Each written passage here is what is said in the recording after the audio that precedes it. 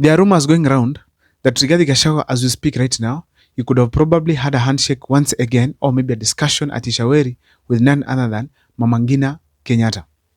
Now, to just give you a brief history, is that Rigathi Gachagua is a one-time MP and a two-year term deputy president just before he got impeached. Now, Rigathi Gachagua has been having an active political experience of about 7 years. Now he's going to the third year, but in the third year now, unfortunately, he's not in any form of a seat. He's not in government. But he is blessed to be one of the most serious grassroots mobilizers, which was evident during President William Ruto's campaigns in 2022. Rigathi Gachagua did campaigns.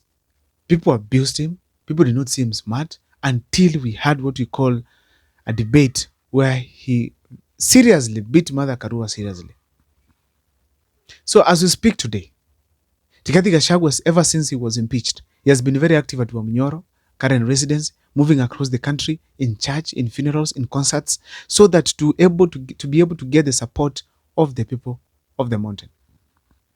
I've done a video before and told you that in this country, before you go for any top seat or before you command any region, you must have a backyard. Whether you want to be just considered by any president, you must have a backyard. Like now, Moses Wetangula, he had about 250,000 votes he gave President William Ruto in 2022. As a result, he has been recognized and now he's in the National Assembly Speaker. That is basically what is happening. So Rigathi Gachagua felt like the mountain did not have a leader by then, and he was the person on top. So he had to fight and solidify the mountain around him. And to be honest, Rigathi Gachagua has successfully been able to stamp his authority within the mountain region, which is giving William Ruto sleepless nights. Every blunder they make, Rigathi Gachagua is on it. So the attempts of Rigathi Gachagua, according to me, to solidify the mountain around him are the ones that initially led to the declaration that he has to be impeached. Before these other things come in, the ones for corruption and stuff, tribalism and the thing, the ones that made Rigathi Gachagua to be impeached, it is simply trying to unite the mountain. Because every president, including President William Ruto, knows that a united mountain is a terrible mountain when it comes to elections. Those people, if they decide to take you home, they will. If they decide to give you the presidency, they will give you. That's a brief history about Rigathi Gachagua. The second person I want to talk about is Mama Ngina Kenyatta. Mama Ngina Kenyatta is the first lady, Kenya's first lady ever that we ever had, because she's the wife to Jomo Kenyatta, the father to Uhuru Kenyatta, who is who was our fourth president in the Republic of Kenya. Then now, Mama Ngina Kenyatta was there during Kenyatta's time. She saw how politics worked out. They were very close with President President Arap Moi. And we realized that even when Uhuru was being now given the mantle to run the KANU mantle, it was the game that was well calculated by Mama Ngina Kenyatta. This was a deal that was there. Those people agreed. Mama Ngina Kenyatta, Moi. So the family between the Moi and Kenyatta family were very close. So as a result, we realized that Mama Ngina was able to produce again a president from his family. A president from his family. And we are told that even during the Uhuru Kenyatta's tenure, Mama Ngina had a huge chunk of decisions that he was making. He used to have a serious and very significant influence in the governance of this country. Some of the projects, there's alleged that even the expressway, it was built by these people. But of course, it might not be true. But they are saying also they have a stake at this SGR, which can be not true at times, can be false also. These are rumors that are going around. That is simply, the rumors are simply showing that Mama Ngina has a huge influence on what is happening in this country. On what is happening in this country. And people are saying that she's so smart when it comes to the political alignments, for political calculations. She's so good. People are saying even William Ruto was blessed. The decision of William Ruto and Mama Ngina and Uhuru Kenyatta to work, Mama Ngina played a central role. So therefore, she has been a mother of great influence in the Kenyan governance, and we cannot rule out any form of a move that she makes as we speak. Despite of her age, she looks very strong and sober in mind. So therefore, whatever she does, whatever she makes as a decision, it's very critical as we speak today. Very critical. Now, a scenario where Mama Ngina and Rigathi Gachagua have come together and they want to have a discussion.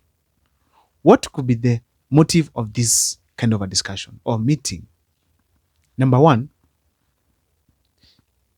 we can always not rule out that there could be the best interest of the Kenyan people at heart.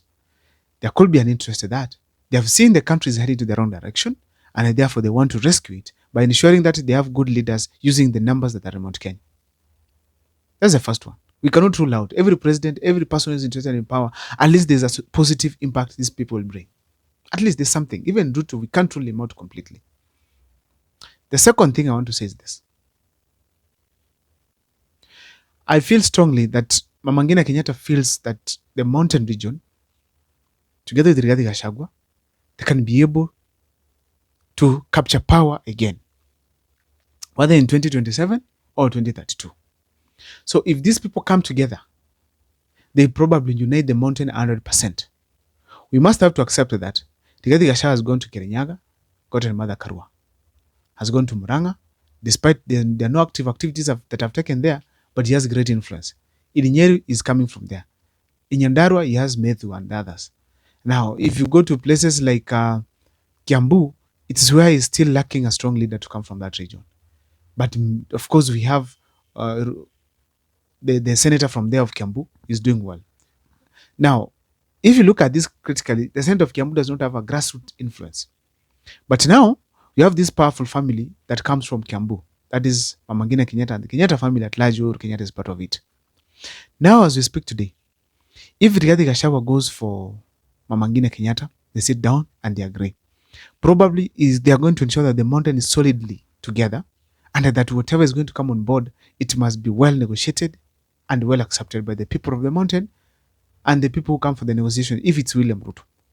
So checking from that angle alone, that is a political move that is very critical. Because if they are together, they can command the 2027 presidential candidate who it's going to be. And if they are together again, because of their huge numbers, they can be able to to decide who is also going to be the president in 2027, because we know what these people are capable of doing. Now, another thing I'm able to learn is this. Rigathi Gachagua has been on hit seriously. He has really taken William Ruto very fast. He has moved William Ruto's syllabus, and William Ruto is suffering right, left, and center, trying to catch up with him. And as we speak today, one of the most serious things that, and I went to do an extensive analysis about that. It is the issue to do the handshake between Rigathi Gachagua and, of course, President William Ruto. So Mama Ngina could be coming in as the elder who is going to speak to Rigathi Gachagua to accept and support William Ruto back. That's very possible. Why am I saying so? Uhuru Kenyatta and Rigathi Gachagua are not in good terms as that. They have not met, but probably they have met in secret. Or maybe they will meet again going forward. And we realized that Uhuru Kenyatta met President William Ruto. And I'm sure as they were discussing the issue of Rigathi Gachagua they discussed something to do it, and probably the issue to do it 2027. If they agree to support each other, then the factor of Rigathi Gachagua must be taken care of. And to approach Rigathi Gachagua just like that, it's not easy. And Mama Ngina coming in, that could be another deal. The last one of all, I feel strongly that probably Mama Ngina has decided they're going to support Rigathi Gachagua, but the family of Kenyatta family must be represented. And probably they want to capture power in 2027 and take William Ruto home. That could be the case. Because we can't forget that under William Ruto's time, we have had Mama Ngina Kenyatta being harassed, her security withdrawn, Uhuru Kenyatta harassed, her kids attacked, and many other things, even their ships. Despite Rigathi Gachagua was part of it, but now they have the common interest to humble President William Ruto. That could be a very nice plan these families could be having, and of which we cannot rule out. That is my take as far as the meeting between Rigathi Gachagua and the Shaweri Queen, that is Mama Ngina Kenyatta, is concerned. See you next time for more videos. Please let me see it kindly on the comment section.